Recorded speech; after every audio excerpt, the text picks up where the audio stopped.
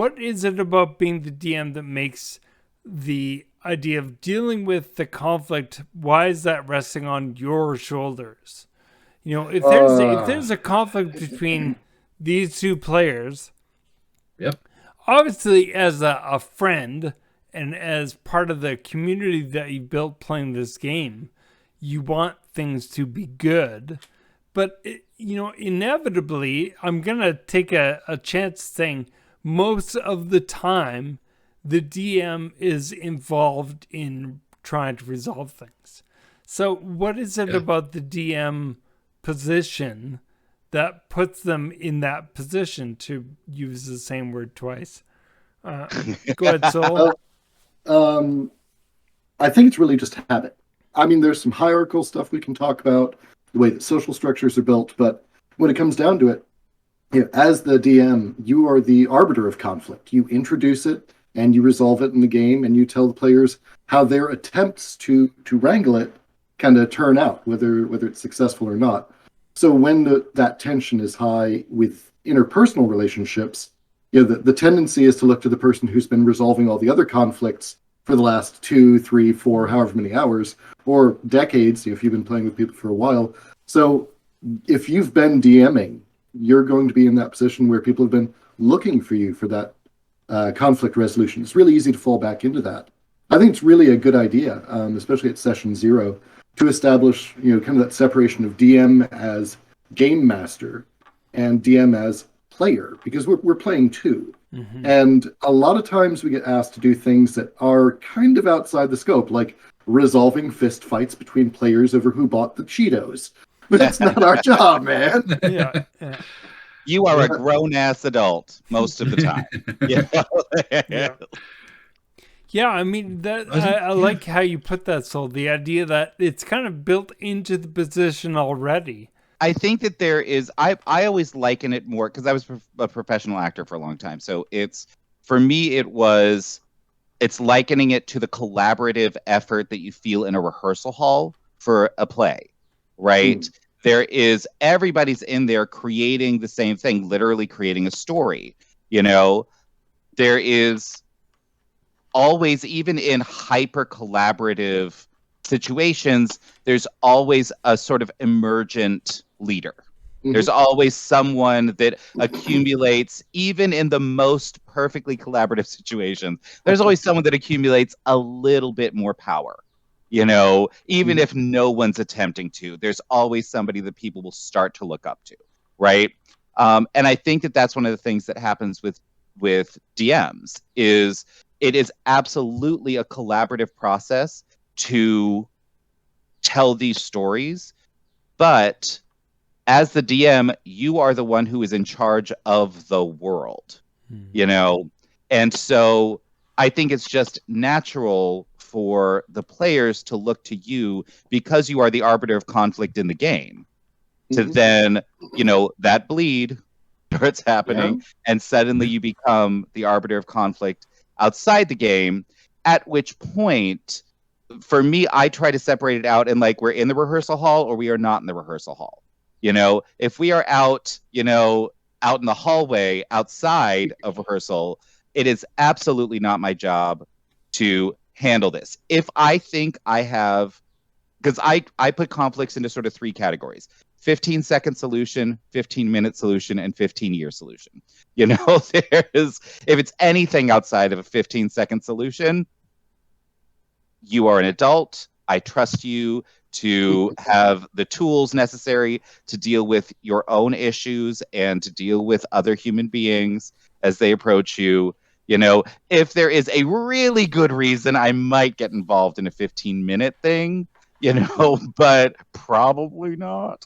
But I think, handing players the responsibility of handling themselves as adults is, number one, empowering for the players. Yes. But also, I think in those situations, you learn real fast whether this person is going to be an asset to your table or a toxin at your table. Mm-hmm. And you then get, as a DM, you then also get to be the arbiter of whether or not they come back. So if there's conflict at the table with a group of of children that I'm sharing a game with, what we'll do is we'll go into a set of rules I've posted on how to address conflict. So if you're in my therapeutic space, I would say, okay, the first thing that we're going to do is we're going to state the situation without blame. This is what happened. When we both agree that this is what happened, then we're going to say, okay, now what are you wanting to get out of the situation? Then each person would say what they want. I say, okay, now what are you going to do to help that person get what they want? And vice versa, what are you going to do to help this person get what they want? Let's see if we can find a way to compromise. Even if you can't get 100% of what you want, let's work together and try to make sure that everybody gets some of what they want. And then I'll let them come up with the solution. I have a question when it comes to that. How often is it I want to scream about what just happened? And that's sort of it. If that's what it is, then we'll say, okay, you have a chance to scream about it for a little bit.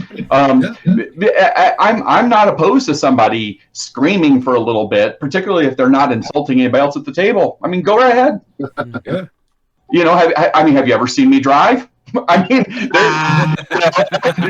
that's how I get the stress out sometimes, so that I can continue driving like a productive human being. But that's how I would address it therapeutically. But how I would address it at the other games I run, very different, right? I don't have a flow chart that I would point to and say, okay, now grown adults, look at the chart and let's do the steps together. But I will encourage them to speak with each other. That's always the first step.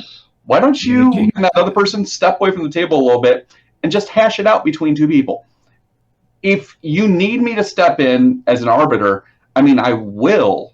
But you know, that's not helping your relationship with that person. You're not doing anything to cement your friendship if you have to ask somebody else to come in and do that for you.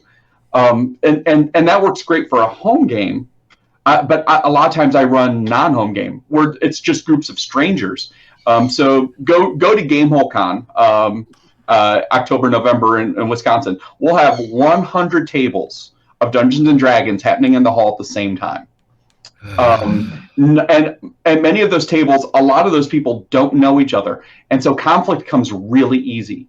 And hopefully it's the small 15-second stuff that you are talking about, Kyle, where it works. They're able to work it out. But if not, that's why they keep me around. I'm an admin, So the dungeon masters, we don't ask the dungeon masters to solve those problems because they've got a game they got to run. So they'll continue running their game, and I'll go over and pull people aside, and we'll work on it together, knowing that they're not friends with each other. So they don't necessarily have the social norms established about, okay, I'll listen to you, now you listen to me. Okay, we really care about each other, so let's compromise. That might not be there with strangers. So sometimes you just have to have somebody step in.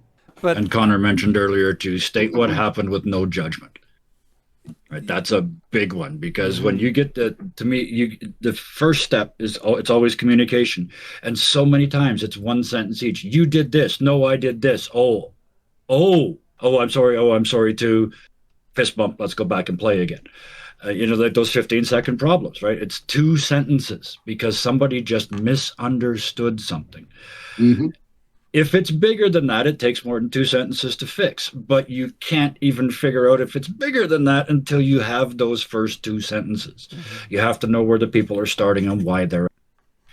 That's an absolutely key thing. You also can't tell them not to be angry.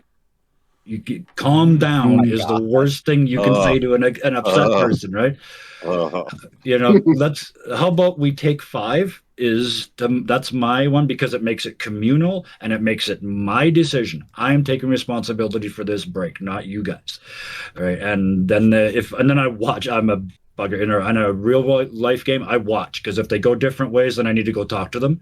If they both go outside together for a smoke and a drink, then I know they're going to be okay. Yeah. Or only one of them is going to come back in. Either way, problem solved. That last part was a joke. But sometimes it does. I did have one group that it was fun. There was 2 new players in there. Actually, 3 out of the 5 of us were new. And at one point, one guy came for one session. He seemed to love it. He was like, okay, I'm gonna buy that player handbook. That's great. And then next time he's like, yeah, no, it's just not for me. And thank goodness for that he recognized it himself, that this is not for me, as opposed to I'm gonna drag everybody else down too. Right. Yeah. And I think as a DM, we are very thankful for those players that are self-aware enough that they can make those decisions. It's something that I try to pound into my players all the time, is that it's a game, it's fun. If you fail your role, don't get upset, don't get awful about it, don't get whiny. Don't just sulk or pout and bring the whole table down. Tell me the story of how you failed this so iconically. Like, you just screwed the pooch so hard. Tell me that story, because we all want to hear it. Communication, again, that's my byword for this whole topic, is communication. And the thing with it, the more you do it with more of your players and more of your games, it becomes a habit for everybody. And then you never get, well, not never, you much more rarely get to those points where you actually have a situation that needs to be dealt with in any way, because they see it coming, and it's like one of those, you okay? No, this is getting kind of, I need a minute. Okay, let's change scenes, right? Let's go do something else. We'll come back to this in 10 minutes after you've had a chance to, right? Be honest with me and communicate with me, and we can fix damn near anything. Absolutely, Kevin. Oh, wow. So much communication. So there's this really, really big Facebook group, the Big 5e group. I'm one of the moderators there, and so a lot of times I see a lot of comments from people, and there's a lot of people ask for advice on how to handle things at their table. Like, what do I do if if I'm having a disagreement with something with this person in the game, and there's only one answer. I'm like, have you sat with that person and talked to them about what you're concerned about? Have you listened to what they have to say? Let's start there. Like, everybody else is giving all these other tips, hurt their character in game, all this. Just talk to the person. Like, that's always the first step. Always. Yeah. Cool. So something like, as everyone was saying, like, don't like reduce the player's agency. I found that just looking at, as tensions rise, just looking at the table, just being like, what's happening? Yeah. So what's happening? Watch right their now? faces. You can What's tell happening? so much. There's so much non-verbal communication too. Somebody at the table does this, you've got the start of a problem. Somebody at the table grabs their phone, you've got the start of a problem. If you pinch it there, you've got a chance of not having to stop the game. Right? Somebody does this, oh, that got you hard.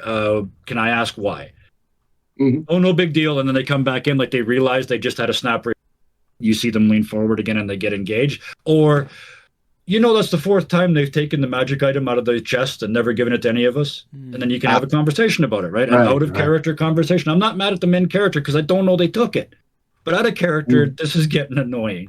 Yeah. So let's take 5, have the conversation. I'm the rogue. I always take stuff. Yeah, but you're on a part of a team now. You're right. As part of my character development, I should probably go, hey, guys, I've been hoarding this stuff here. Everybody have one? Yeah.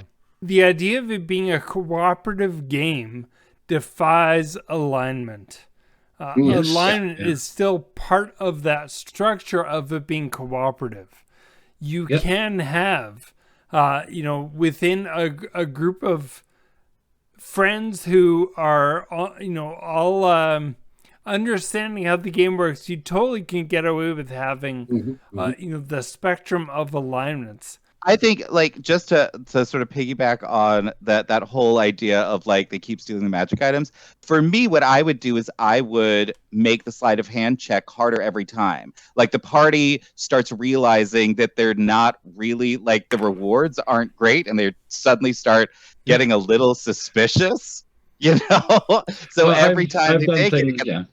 I've done things like you walk into the room and see the thief stuffing something into their jacket. I don't even, in that instance, if it's good for the story, I don't care. Nobody's going to roll.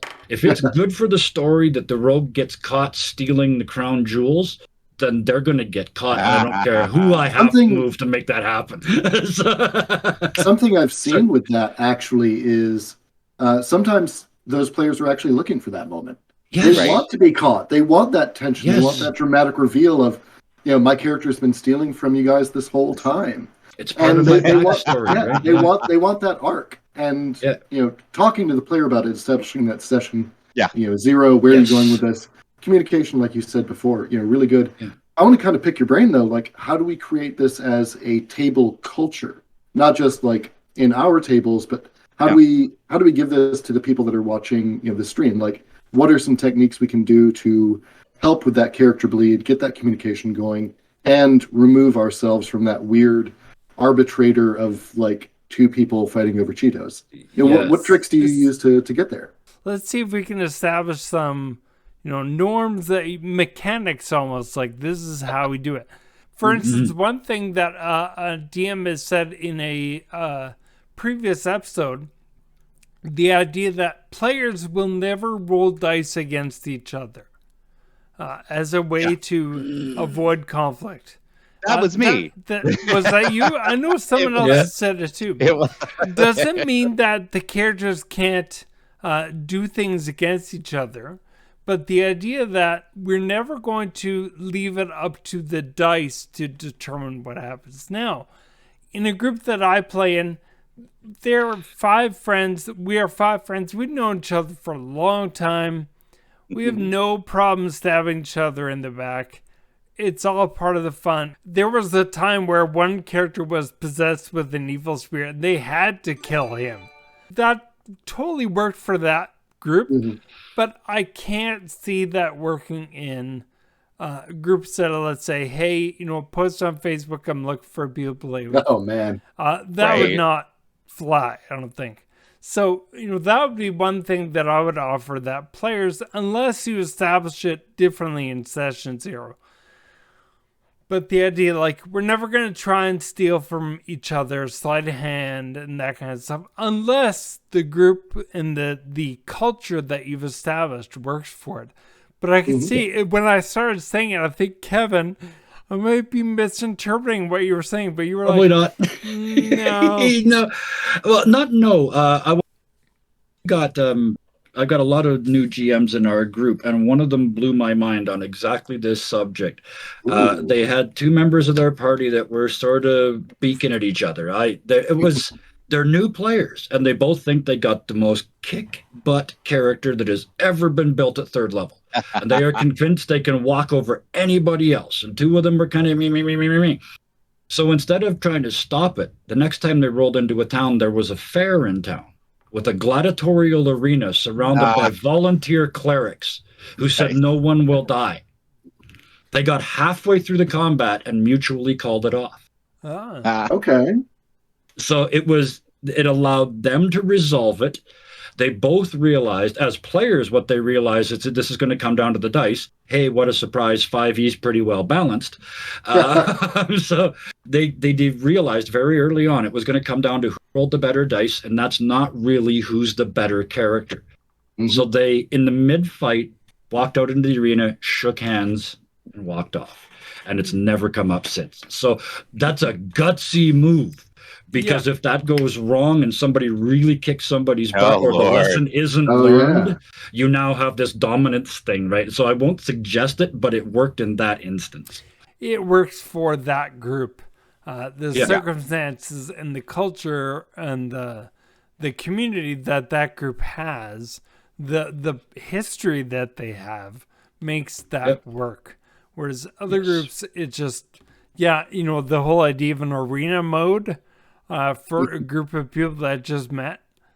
For a group of strangers, that's just going to turn into the gladiatorial games, and you're never going to have an right. Yeah, you're just going to go till somebody rolls a 1 on their death save and finally dies, right? Yeah, and so there's no winners in that. So. The idea of no rolling against each other, I think, elevates the role play.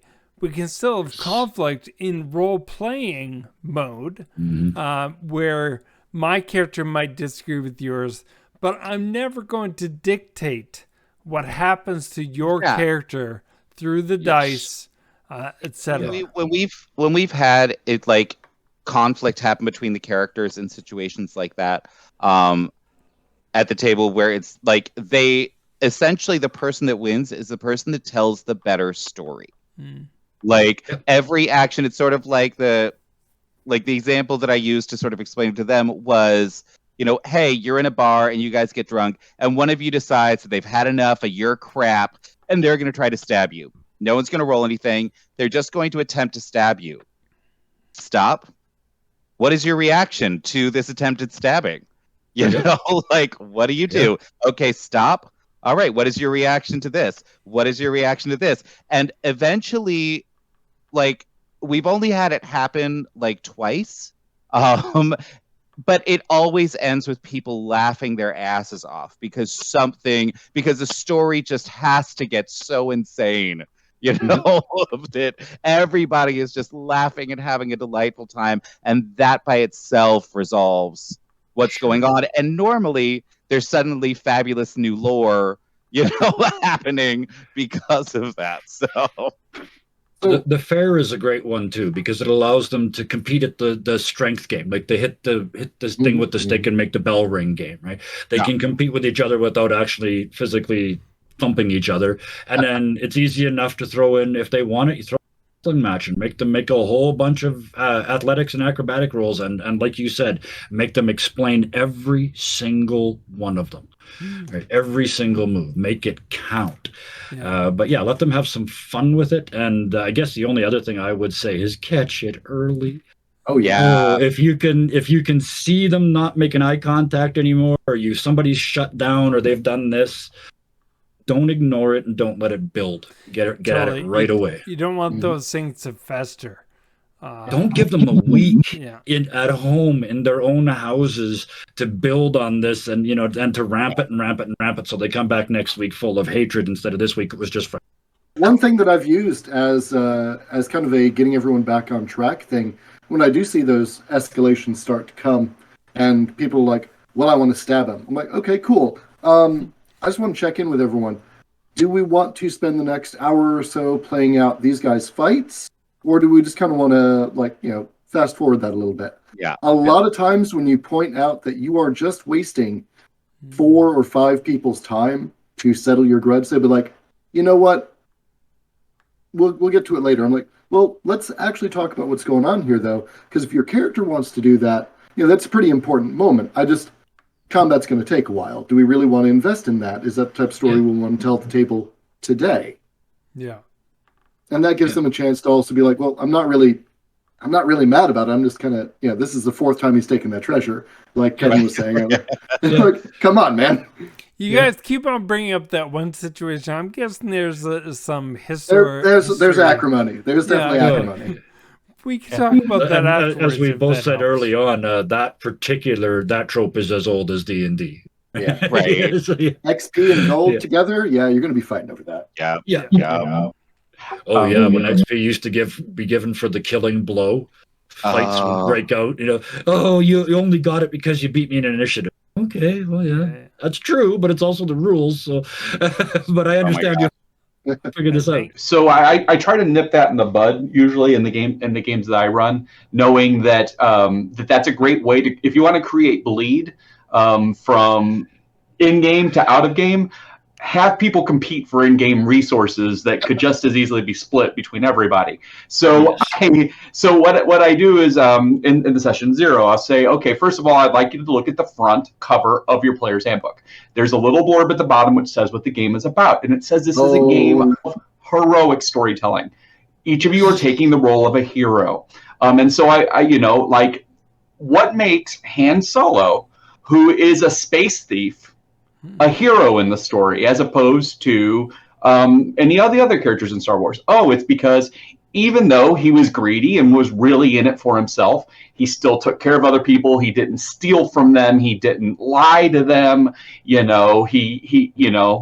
still had enough pangs of conscience to look out for them the same way. I said, so you can play a greedy character, but play your greed like Han Solo. Don't let it hurt the other people. And I say, and the second thing is I want you to keep in mind, adventuring is an incredibly deadly profession. There's a reason why it pays so well, because you die a lot in it. And the one thing that's going to keep you from dying is the goodwill of everybody you're going with. Think of it like the military. You're going to have to get along with these people who you might have very different perspectives, very different life experiences, but you're going to get together with them, and you're going to trust them because you know that they're the ones that have your back in a fight. Yes. Don't do anything to hurt that with your in-game choices. Yeah. Yes. I think good points. One really big thing that sort of is an overarching concept for this whole conversation, and I might very well get canceled for this. I'm ready to mute you right now.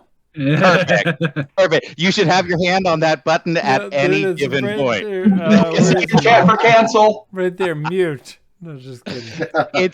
It's the idea that DMs should not be scared of conflict. Because I have met some DMs that are they're very passive people, and they are terrified of a conflict breaking out. And both in the story and at the table, you have to be prepared for it, because if your story doesn't have any conflict, it's not an interesting story. Totally. We want players to get emotionally invested in the characters. Oh, yeah. You want them to be like I was saying before, the dilemma of what do we do here? You want crucible. those moments because, man, those are the things that keep the people coming back to play again. I can't wait to find out what happens because of when blah, blah, blah, all that kind of stuff. Yeah, I think touching on what I was talking about earlier, where we are seen as GMs and DMs as the arbiters of conflict inside and outside of game. We can want that to change, and we can do things at the table to encourage our players to be empowered to resolve their own inter-party conflicts. But the fact of the matter is, right now, that's the situation we're in, and what we're doing requires certain skill sets, certain emotional demands. Recognizing those, being able to go into it.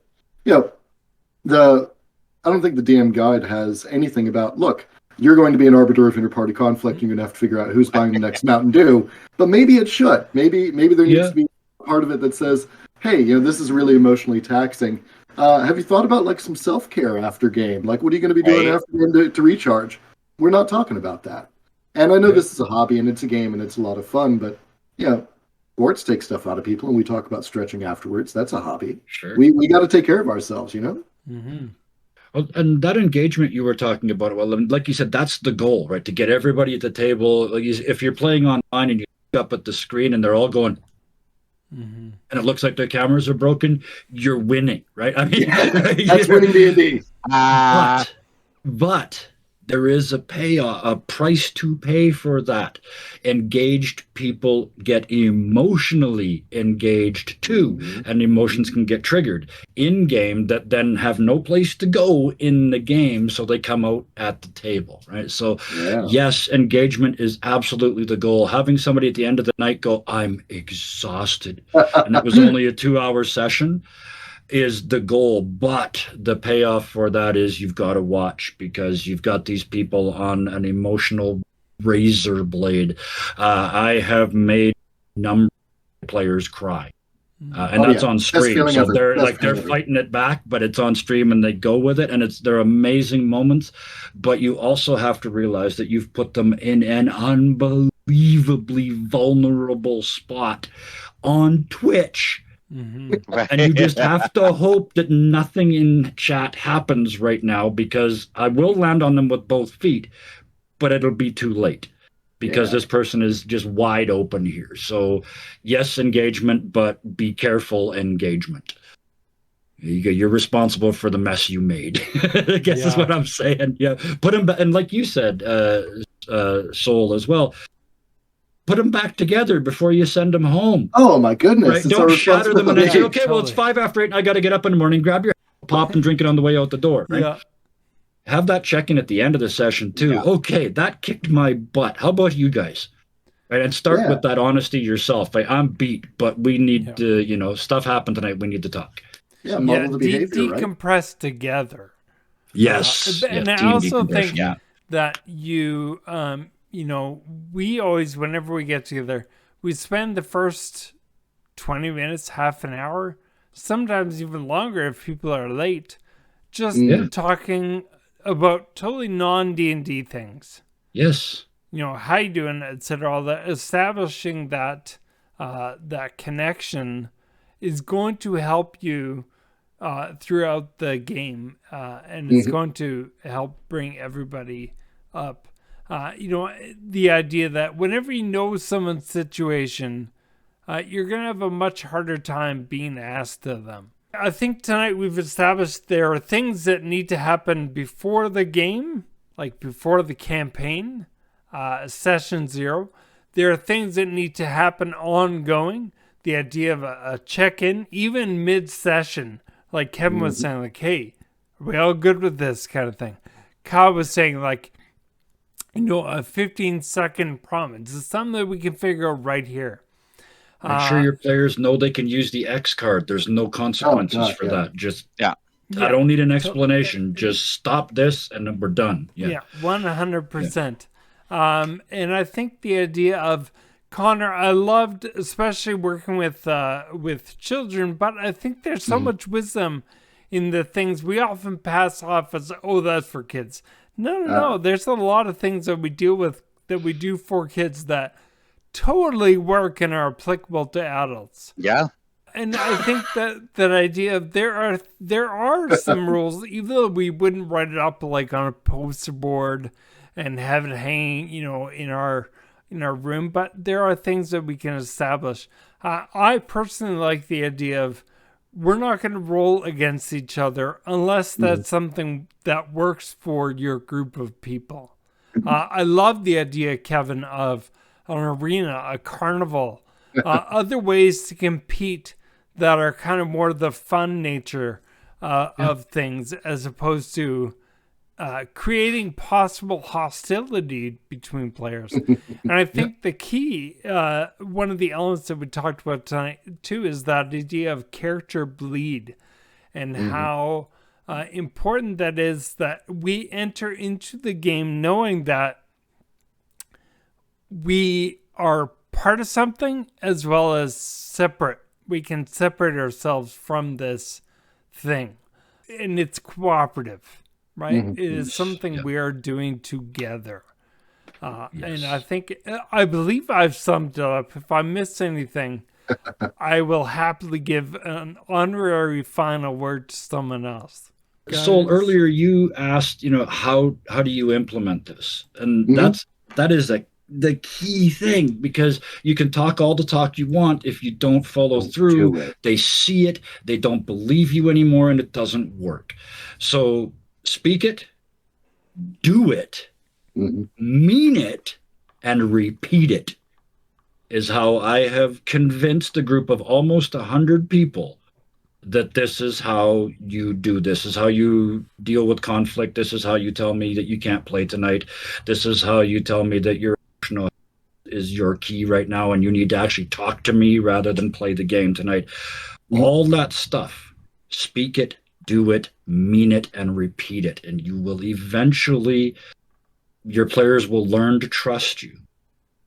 And that is the key feature. So like Connor said, if they can deal with it themselves, great.